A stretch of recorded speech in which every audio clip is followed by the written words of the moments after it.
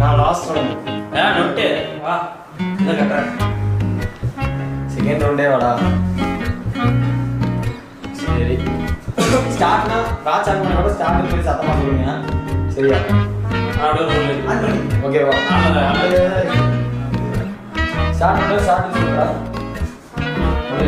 ரொம்ப இருக்காதா டேய்.